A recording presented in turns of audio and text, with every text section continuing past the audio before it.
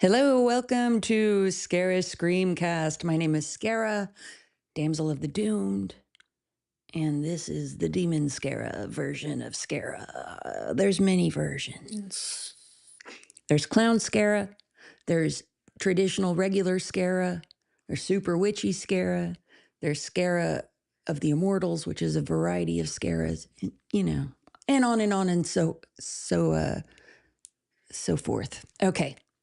Lots to talk about today. So, thank you for joining either live or if you're watching or listening to this later. Appreciate you.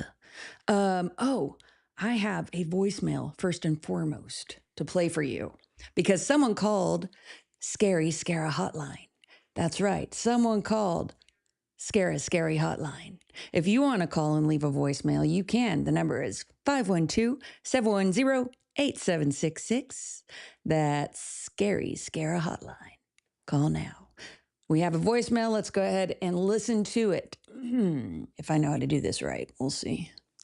Hey, Scara, this is Robbie. I don't know a lot about your show. I just found it. My neighbor sent it to me and said I might like it. But I watched a little bit of the clips on Instagram, and I just wanted to say that I do like it, and you are very scary, and I really enjoy it. That's really about all I have to say. I just wanted to say, keep doing your thing and keep staying scary. Yeah. Yeah. Well, thank you, Robbie. I appreciate your phone call. And I'm glad your neighbor told you all about me. And then you watched the clips on Instagram. Robbie, I invite you to watch the full episodes on YouTube, which is either Scare Damsel of the Doomed, or you could watch it on Instagram Live if you want. Either way, there's lots of places. Or, you can watch clips because a witch is going to put a clip up on Instagram later. So that's all right. Okay. If you guys want to comment as we go along, I'll try to pay attention to the stream this time. Otherwise, you can leave a comment on the video afterwards. Okay. So this past weekend, I went to Ethereal Horror Fest here in Austin, Texas. This is the second year I've gone to this festival. It's a great festival. Last year, our movie Damsel of the Doomed was in it. We won a bunch of awards, including Horror Icon. I think we got Best Texas Film that year at Ethereal. I should have done my research and remembered what we won, but we did. We took home a lot of awards at that festival. And it's a really good fest. It's at Austin Film Society, which is a lovely theater by Richard Linklater, the filmmaker. He has this cool theater, and they offer all sorts of things and incentives to support the indie film community of Austin, Texas. So if you're in the Austin area, give that a check out. That didn't sound. Give that a check out. What? I apologize for that one. Okay. Anyway, so this is the second year I've gone to Ethereal. This is the first year I've gone where I didn't have a project showing, and I was just there strictly as a fan. And I wanted to see definitely House of Abraham, and I got to see it. House of Abraham was directed by Lisa Belcher, and she is an Austin native. It was written by Lucas Hassel. It also stars Lucas Hassel. I'm going to tell you everybody in the movie because it's a small cast. So you have Lucas, you have Natasha Henstridge, you have Lynn Shay. You know those names. Then there's Gary Clark, Aaron Goodson, Kelsey. I'm not sure if I'm going to be able to pronounce her name. Prabilski, maybe.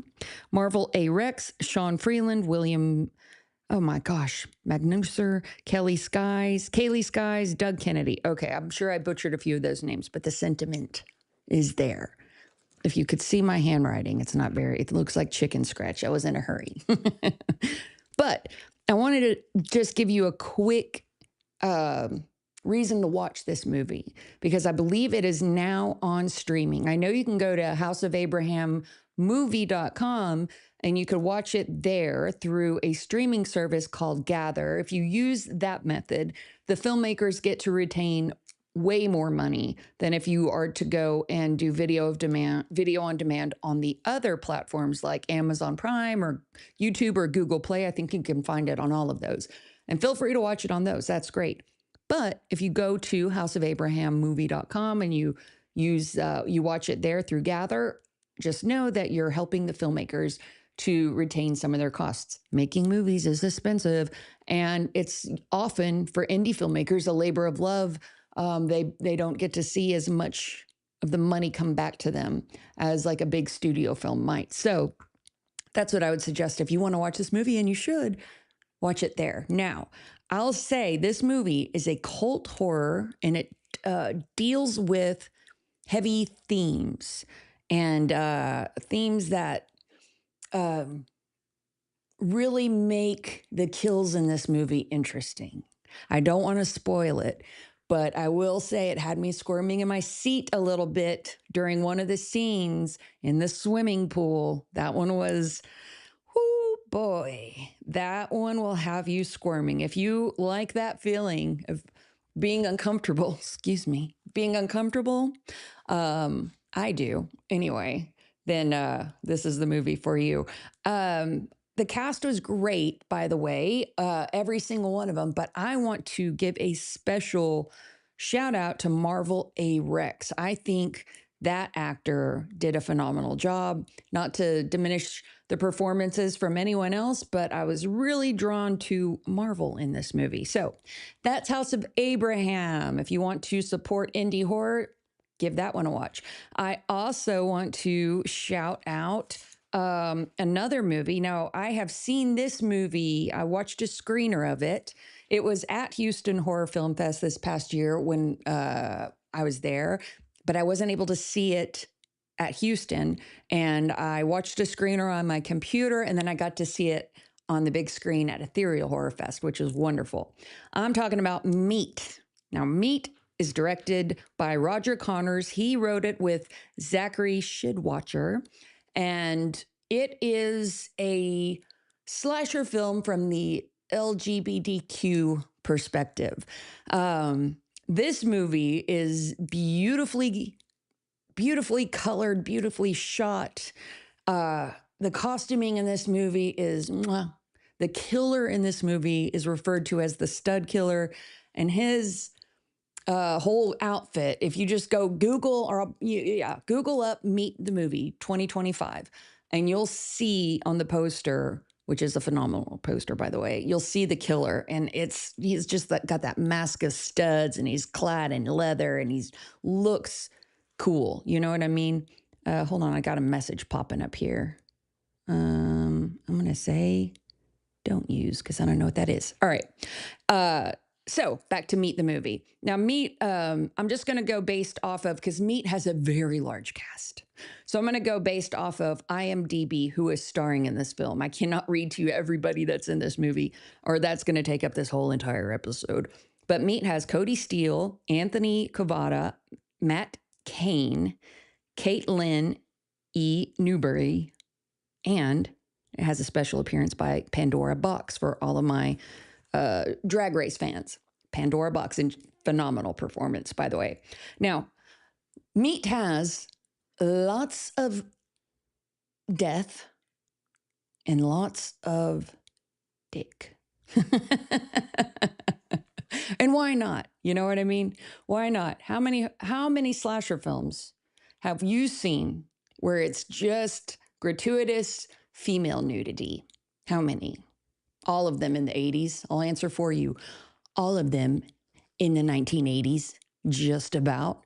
There was a time in the 80s, if a horror movie, a slasher specifically, didn't show titty, people were upset. It was so tied to it. Uh-oh, that camera froze. Sorry. It was so tied to it. We have a frozen camera in here. I'm yelling to the producer. But so why not?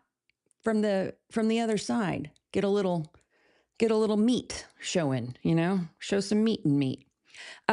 Here's what the summary of Meat says on IMDb. After a night of drugs and debauchery results in a fatal overdose of an underage gay man, an innocent man is left to take the blame upon his release from prison. The guilty party becomes the focus of an eccentric killer's revenge.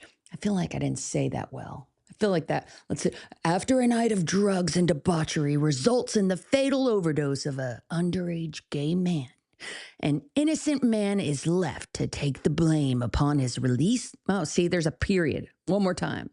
After a night, after a night of drugs and debauchery results in the fatal overdose of an underage gay man, an innocent man is left to take the blame. Upon his release from prison, the guilty party. Ah, man, see, I can't even. An innocent man is left to take the blame. An innocent man is left to take the blame upon his release from prison. There's no saving this. There's no saving that. Anyway, what happens is the guilty party becomes the focus of an eccentric killer's revenge. Oh, geez Louise. So I don't think Meat is out right now for streaming, but it should be soon. I think they're still doing their festival run. Meat the movie. Very good. Okay. The other camera's frozen, so we can't use it. That's all right. And that's all right. Now, speaking of lots of death and lots of dick, let's go back to the death part. In Meat the movie, I must say some of the best kills I've seen in a long time. And they were all practical effects, from what I could tell. You know, they might have in post done a little zhuzhing with some things in with video effects and whatnot, but it was practical effects through and through. And I love that. I was talking to a friend of mine today. Said a woman had hurt his pride. And he was like, we were talking about practical effects and CGI and like the big time, the very like overt use of CGI in a lot of movies these days. And it's because CGI is cheaper in a lot of respects. For example, in what Rob Zombie's last film, I just had it in my head, 3 from Hell. In 3 from Hell, all of the like gunshots, when people would get shot, instead of using a squib, which is like a packet of blood, a real thing that explodes to make it look like you got shot, instead of using squibs, they used the CGI bullet blood bullshit. And that wasn't what Rob wanted. That's what the budget dictated. That's what the studio said. You don't have any more money. We don't have money for squibs and all of that stuff. You're just going to do it in post. And so it just, when people get shot in the movie, it looks fake. And that takes it out, takes me out of the movie. It just like, when I see something like that, I'm just immediately, my brain shifts from the story and the action, whatever's going on, and it shifts to, oh, why did they do that? That looks so shitty. Now, whenever it's practical effects and you can tell it's fake, for some reason, that doesn't bother me. You know what I mean? When it's practical effects and you're like, oh, that's obviously a fake head that just blew up, it's almost cooler, you know, that you can tell. You know what I mean? Like in scanners, it's like that big head blow up and you're like, obviously it's fake, but it looks so cool. And it doesn't take you out of the movie for some reason. I don't know why. It's just how it is. But I was talking to a friend and we were wondering if the younger generation feels the same way, because we grew up with movies that were all practical effects. And, you know, maybe a little bit of video effects there towards the end, but it was all practical effects. And so anyone who is younger than millennial, I wonder, and if that's you, give me a call at 512-710-8766 or tell me in the chat right now. I wonder if the younger kids like Gen Z, Gen Alpha, if they prefer CGI or if practical effects is still the cooler thing for horror fans. Like, do you remember Renfield with Nicolas Cage and that other dude? I forgot his name, but he played Renfield. That movie was so overtly CGI. I mean, it was just very in your face CGI blood and like arms ripping off and flying through the ether. It was kind of a turnoff because of that, you know? Like, how cool would it have been if it was actual, like, severed, not actual real severed limbs. Jeez. But, silicone severed limbs, blood flinging about. I mean, I guess it's more of a cleanup if you do that, but come on, man. I also like real sets. I don't like this, you know, put the actor in front of one of those gigantic digital screens that like I mean it has its place. Like for example, Stranger Things. A lot of what they did with the upside down, that's video effects, and it looked cool, and I'm okay with that. But like sometimes I'm not okay with it. And here's where I'm never okay with it. I'm never okay with fake with digital blood ever. If I can tell it's digital blood, I hate it. Hate it. I hate it. Oh, hey, passengers of Next. What? Passages of Nexus. Oh, I was in that movie. Passages of Nexus. I'm looking at the chat right now. Yeah, if I can tell it's fake blood, I hate it. I don't like it. I don't mean fake, I mean CGI fake. I would rather the blood be the most unrealistic shade of red, but it's there and it's real and it's tangible and you can almost feel it because it's there with the actor in the scene. I would rather that than the most realistic looking CGI, but I can still tell it's CGI. I also, a lot of the times, I don't like fake fire either. Fake fire, you can a lot of the times tell it's fake and it'll take me out. I'm like, what? You can't just burn something, man? You can't burn what? You can't burn something these days? God, one of these days I'm going to have to tell you about the time I accidentally set my dad's car on fire. I'm I'm starting a list of stories that I'm going to put in a little jar, and I'll pick one out every once in a while, and I'll tell you the stories of my youth. And that's one of them. The time I set my dad's car on fire on accident. Not the time I set it on fire on purpose. That's another story. All right. So where were we? Oh yeah. Okay. So I wanted to tell you a few things. Do you know that I'm in a band? I'm in the band. I'm a front witch. I'm the lead singer for a band called The Immortals. That's IMMORTALZ. You can find us all over the place. We have a website. You can find us on Spotify. You can find us on Horror Web's YouTube. That's where all of our music videos are. Okay. Speaking of music videos, all of them, for the most part, were directed by Boudreaux Partita. He is having a birthday party on Black Friday out in Pflugerville. I forgot the name of the place. I'll remember it. Anyway, we're playing there on Black Friday. But this weekend, we are playing Crowbar. And let me see. Let me give you a quick beat on that. Boop, boop, boop, boop. I'll give you more about Boudreaux's thing later. But Saturday, November 22nd, we are playing the Raven Room at the Crowbar. That's on Thompson Lane in Austin, Texas. And we're playing with Mars God, Zygote, and Brontosaurus. That's this Saturday, November 22nd at the Crowbar in the Raven Room. We'll be playing. I've been in the Immortals since we formed in 2020. That long. And it's been a trip. It's super fun. Our shows are high energy. We lean into ridiculous things.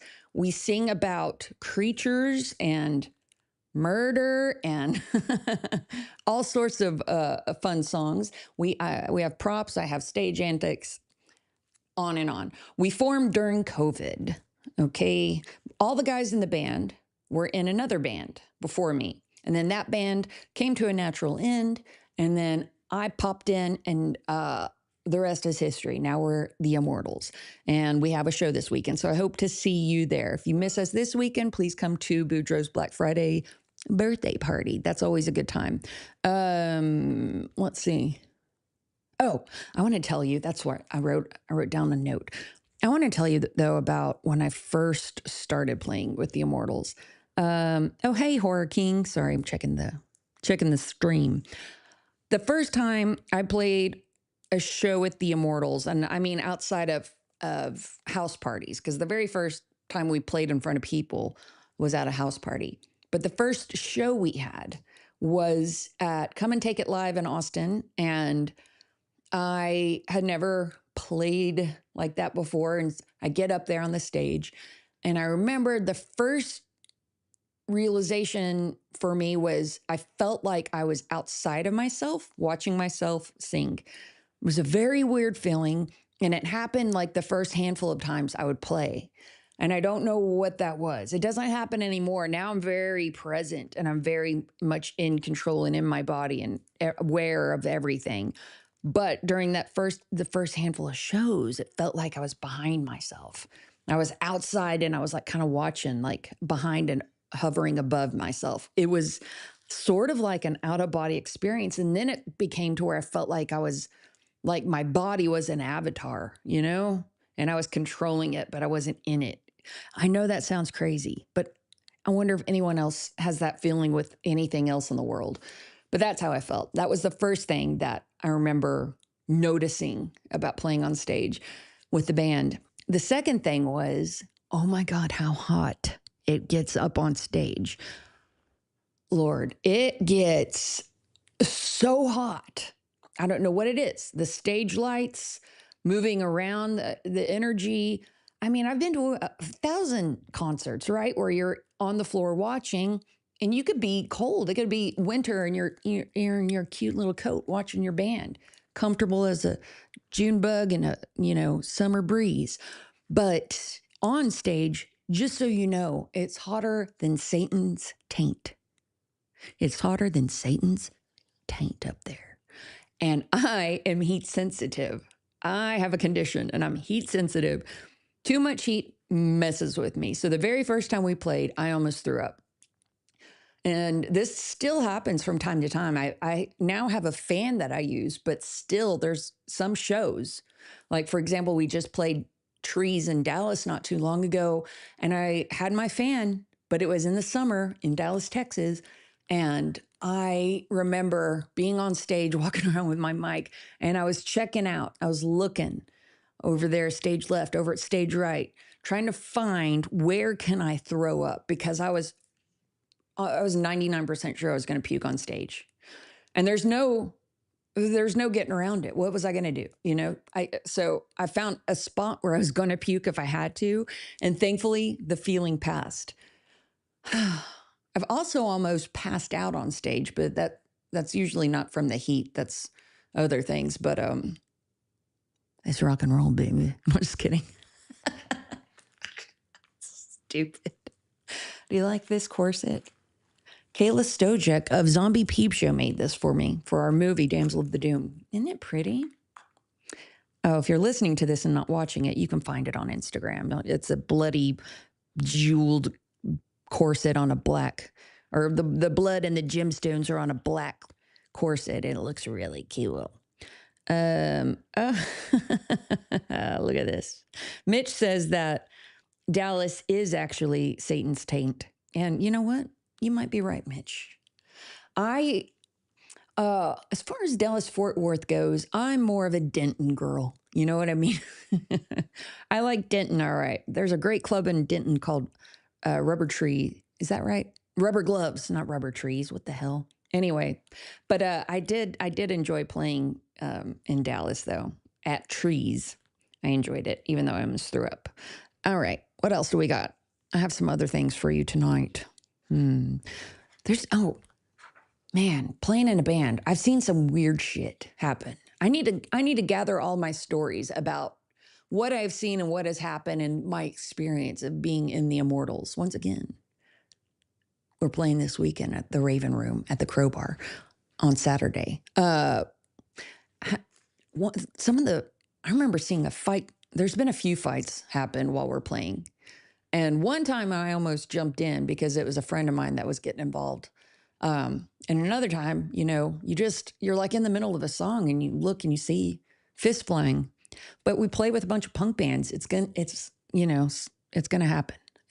People get a little aggressive sometimes. I don't know. Even though I'm singing about goblins and possessed gourds, I'm singing about mummy bats and Sasquatches that doesn't have any shoes and they're looking for a shoe. I sing about these things. I sing about a shoeless Sasquatch. He just wants to skank all night, He listens to ska music. It's a ska song. These are the themes I cover in the Immortals. All right? You shouldn't be fighting to that. You shouldn't be fighting to Gwildor, the goblin magician. Shouldn't be fighting to the newest song is called Home of My Dreams. And it's about a haunted house that if you enter, you will die. Anyone who tries dies. And if you know what that's from, I'll give you 5 gold stars. Anyone who tries dies. I got that from a movie. Do you know what movie? Let me know. Call me now. Call me now. 512-710-8766. Leave me a voicemail. Just like George did earlier today. That was nice. That was swell. Okay, what else do we got? I'm checking my notes here. I think we're coming to a close. Oh, one more thing. I want to leave you with some wise witch advice, and then I'll pop out of here. I've noticed as I've become an elder that I'm able to not pop off so quick, because when I was younger, a wee witch in the world, if something angered me, I was immediately, my fuse was short, and I was immediately going to react. Now, I often try to just let it water off a duck's back. You know what I mean? I might feel the rage coming. I might feel a little fire sparking inside of me. But I often stop myself, because what am I going to do but get arrested? What am I going to do? And also, a lot of the times, I'm just wrong. And I'm okay with admitting that I am wrong. A lot of the times, my very first assessment of what's going on isn't the right assessment. A lot of times it is, because I got a really good intuition. But there are times where I only catch part of something, or only hear part of a story, or only see part of something play out. And my immediate response a lot of times is incorrect, because I don't have the full side of the story. So I beg you, if you are someone who gets in your head about things, you're getting mad about things, or you're getting upset about things, and just based on what you're telling yourself in your own head, almost based on like minimal evidence, my advice to you is to sit with it for a second before you react. Don't let yourself go down that sad trail of solitude and loneliness, Don't let yourself start telling yourself that people are probably saying this about you or that about you. Don't do it. Why? Why would you do that? It's just as easy to think one of two things. It's just as easy to think either, you know what, they're probably not even thinking about me at all, because they're busy with their lives. Everybody's got a bunch of shit going on right now. And they're not even thinking bad things about me, because they're not even thinking about me. Or you could also think they're probably thinking good things about me, saying good things about me, think I'm a pretty cool person because I think they're a cool person. You know what I mean?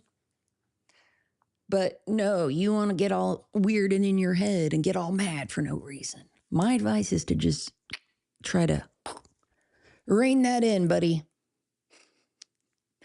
Rein it in. Stop it. Stop it. No. I'm working on my accents. Did you like that one?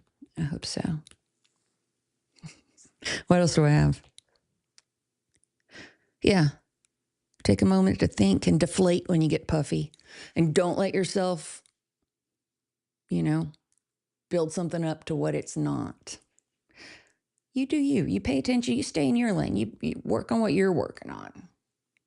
Everybody else can work on what they're working on. You can encourage them and cheer them on from the sidelines, but you don't need to worry about it. You worry about what you're doing. Oh, guess what? I started reading books again. Did I talk about this last time? I used to be an avid reader. I mean, I would read all the time. If I didn't have 2 books ready to go if I didn't have a book in my hand that I was reading, and then on the mantelpiece or next to the bed, a stack of at least 2 books in waiting, I would get nervous and have anxiety. And then social media came along and ruined all of that, and I just started being on social media and not reading actual books. Now I'm reading actual books again. Bartholomew. That's right. I just read Holly by Stephen King, which is one of the characters from one of his series that he's written that I love.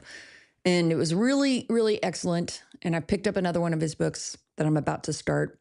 And I feel much better. I was starting to feel like I was getting sucked into the dang matrix by being online all the time. Like you start scrolling, and the next thing you know, 3 hours has passed. What the I feel like I have talked about this already. I feel like it's a little deja vu. Okay. We're coming up at about the 30-minute mark. So I'm going to, let you go, let you off the hook. We're going to be done. We're going to be done, son.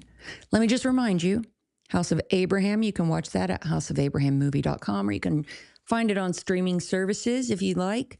Meat is another movie that you should keep your eye out for. It's not streaming yet, I don't believe, but you can find them on Meet's the movie Instagram, I think. And, support indie horror, Ethereal Horror Fest. If you didn't go this year, make plans to go next year. The only way those things continue to happen in your town is if you go to those things. You have to support those things. You can't just be happy that your town has cool events. You have to actually go and support those cool events. If you're in the horror community, you like horror movies, you like horror films, and you like weird stuff, you claim you want to keep Austin weird, but you just sit at home, guess what? You're not going to have any weird stuff because you're not going to it. Get out and do some shit. Trust me, you'll feel better. Get out and be around real people. Trust me, you'll feel better.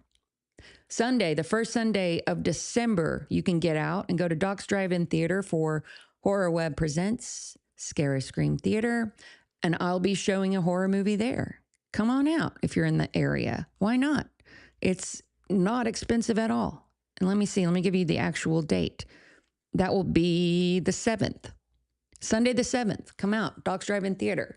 I show the movie around sundown, which is like, gosh, super early these days. I need to figure out a solid time because, nobody wants to see a movie at freaking 5 o'clock whenever it's dark. But come out, be around people, talk to people, look at them in their eyeballs, not on the screen. Get off the screen for 5 seconds, Jonathan. It's giving you a headache. It's giving you bad posture, Sally. Get off. And go do something. Besides going to the grocery store, which is what I do every day. I swear to you, I do. They know me very well at HEB on Anderson Mill. All right. Thank you so much for watching. I would encourage you to call and leave me a voicemail at 512-710-8766. That's Scary Scara Hotline. Call me. Leave me a comment. Ask me a question. Whatever it is you want to do, you creep. Or maybe you're not a creep and I'm being a creep. I am a creep. Anyway, you are too. I could feel it. Give me a call. I'll see you guys next week. I do this every week, every Wednesday, or I'll be in your ear holes. If you're listening to this, I'll be in your ear holes every week. I know you're listening to me and you like it. All right. Thank you. I'll talk to you later. I'll see you in your screams. Mwah.